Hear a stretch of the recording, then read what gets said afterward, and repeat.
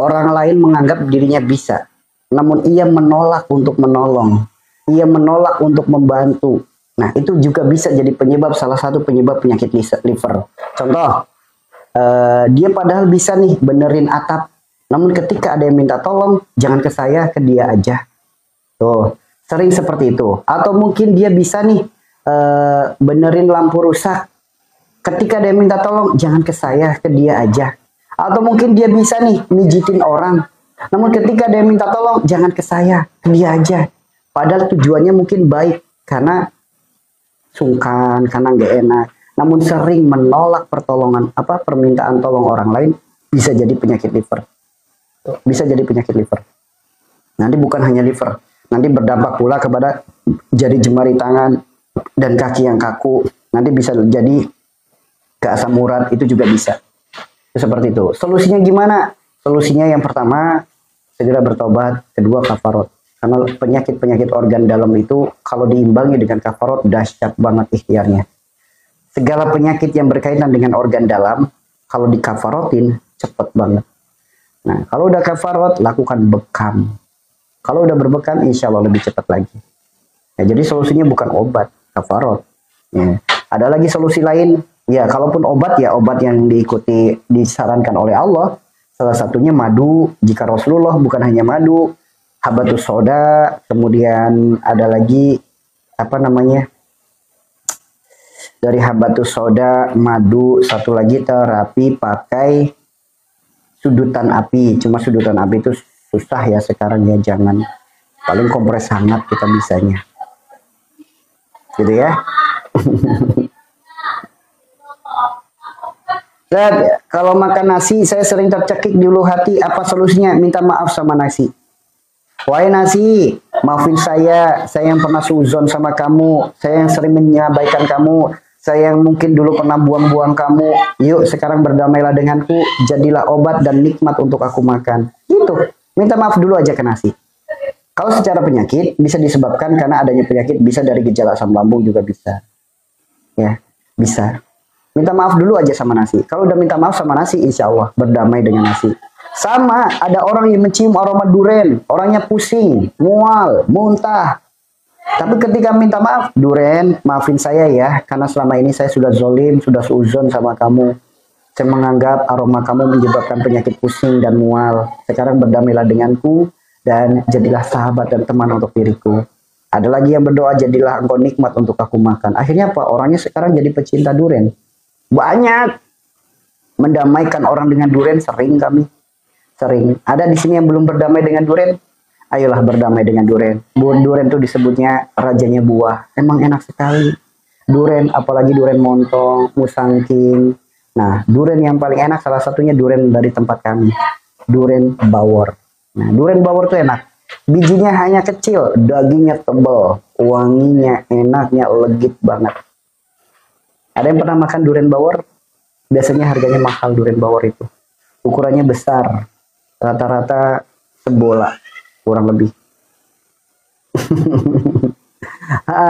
Pengen duren. Duren yang mana atuh bun? Duren buah apa duren keren? Duren buah apa duren keren?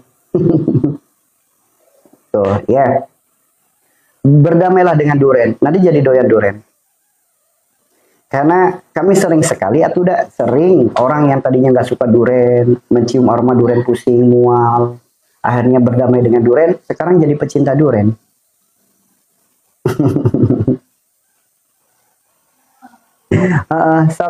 Minta maaf sama duren. Si Bun mau duren. Ayo atuh, banyak duren di majelis mah. Mau duren yang kayak gimana? Mau yang ala-ala Eropa, ala Timur Tengah, atau ala Jawa, atau ala Sunda, ala Batak, ala Medan. Ya Ustadz, memang saya sering buang nasi, betul. Karena tidak mungkin ada asap tanpa adanya api. Andaikan api ya seperti itu di kita makan, mungkin kita sering nyakitin mereka. Ini yang jarang orang pahami. Ujung-ujungnya apa? Beli obat ini, minum obat itu. Padahal penyebabnya bukan itu. Penyebabnya bukan suruh beli obat. Penyebabnya itu ya mungkin karena kita sering buang-buang nasi. Punggung, pinggang sakit sampai ke ulu hati. Kompleks itu. Sampai ke ulu hati, apa solusinya? Punggung dan pinggang, dua wilayah. Ya, punggung itu wilayah sidikin, pinggang wilayah suhada. Punggung berkaitan dengan apa? Pikiran. Orang yang terlalu banyak pikiran, mengkhawatirkan dunia berlebih. Besok makan apa? Uang dari mana? Cicilan kayak gimana? Pusing mikir cicilan, pusing mikir angsuran. Atau mungkin dia memiliki pemikiran berlebih, kepikiran, ketakutan, kekhawatiran, kecemasan akan kondisi seseorang. Baik, baik itu memikirkan berlebih kepada anak, kepada pasangan, itu juga bisa jadi penyebabnya. Nanti berdampaknya apa? Jadi malas untuk kerja, jadi malas untuk ngapa-ngapain, merasa putus asa, di saat lagi kerja nggak sepenuh hati, di saat lagi kerja nggak fokus, akhirnya apa? Melalaikan ibadah, itu bisa jadi penyebabnya. Karena dari situ nanti akan muncul jadi gejala asam lambung, sehingga sakit di ulu hatinya. Itu. Jadi melakukan pekerjaan sedang dalam keadaan rasa putus asa, memikirkan kondisi. Itu seperti itu. Sekeluarga kena godok, 4 saudara. Apa kabar perkataan, sikap, perilaku, perbuatan Anda kepada orang tua? Apa kabar? Apa kabar hubungan Anda dengan saudara Anda? Apa kabar? Boleh jadi Anda berantem diketahui oleh orang tua. Atau boleh jadi Anda berantem diketahui oleh anak. Nah, kenapa leher disebutnya wilayah solihin? Wilayah Ismail. Ismail adalah simbol anak yang soleh. Leher batas dunia dan akhirat. Adanya di dunia karena kita dilahirkan oleh orang tua, adanya kita di akhirat diwariskan, yaitu anak keturunan kita. Tuh, andai kan ada sifat, sikap, perilaku, perbuatan, ucapan yang menyakiti orang tua, menyakiti saudara, menyakiti anak, akan menjadi penyakit-penyakit yang ada di leher. Tuh. Segera perbaiki hubungannya dengan orang tua, dengan mertua, perbaiki. Ya. Jika sedang berantem dengan saudara, saling minta maaf. Segala penyakit yang ada di tangan, apapun jenis penyakit yang ada di tangan, mau kesemutan, mau kebas, mau baal, mau sakit-sakit, mau pegel-pegel, segala penyakit yang ada di tangan. Tangan itu sifatnya memberi dan menerima. Tangan ada 2, sebelah kanan dan sebelah kiri. Sebelah kanan hablum minanas, sebelah kiri hablum minallah. Yuk, kalau yang sakitnya tangan sebelah kanan, apapun jenis penyakitnya, sakit sebelah kanan, hablum minanas. Memberi dan menerima. Boleh jadi apa? Ada punya orang lain yang masih ada dalam diri kita, yang kita akui itu milik kita. Atau boleh jadi ada hak orang lain yang kita anggap itu milik kita. Itu kalau tangannya sebelah kanan. Itu. Atau misal contoh, ada piring tetangga di rumah kita anggap itu punya kita dan tidak kita kembalikan. Itu juga bisa. Kalau sebelah kiri itu hablum minallah. Hablum minallah itu apa? Hubungannya dengan Allah. Apa yang sudah Allah berikan, di situ ada titipan. Titipan bagi orang lain. Sudah belum kita berikan jatah sedekah kita sesuai dengan syariat. Minimal 2,5% penghasilan apa yang rezeki yang kita miliki itu adalah milik anak yatim. Milik anak yatim piatu, milik kaum duafa, milik orang yang nggak mampu. Sudah belum kita berikan. Atau mungkin ada hak saudara kita yang kita anggap itu hak kita. Contoh, ada nggak masalah tentang pembagian waris? Ada nggak masalah tentang sorok-sorok tanah? Ini jatah saya sampai sini, enggak, jatah kamu sampai sini. Ada nggak tentang itu? Kalau ada tentang itu, segera diperbaiki. Ya. Gitu ya. Kalau yang gondok anak, kenapa? Karena orang tuanya pernah berantem di hadapan anak.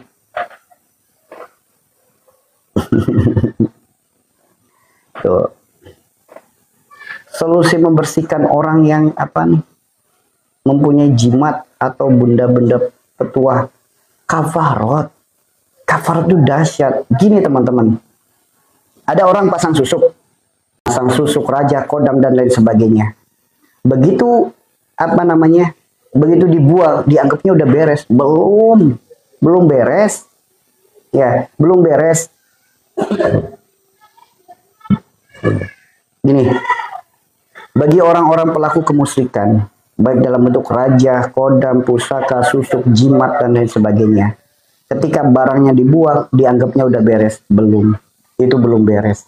Selagi belum kafarat, kemusyrikannya masih tetap ada. Ya. Misal contoh orang pasang susuk. Katakanlah pasang susuk di mana kek gitu. Di sini katakanlah. Nah, kemudian dia datang ke orang pinter, diambil susuknya.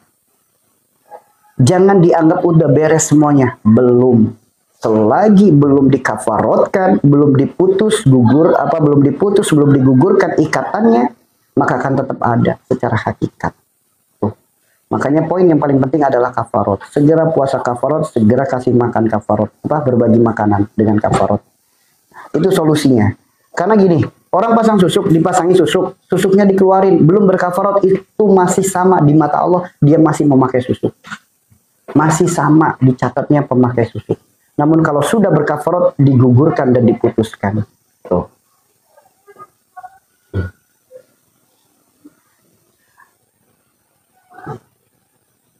Kalau makanan tidak habis dibuang karena kenyang, gimana? Makanya ikuti cara makan Rasulullah.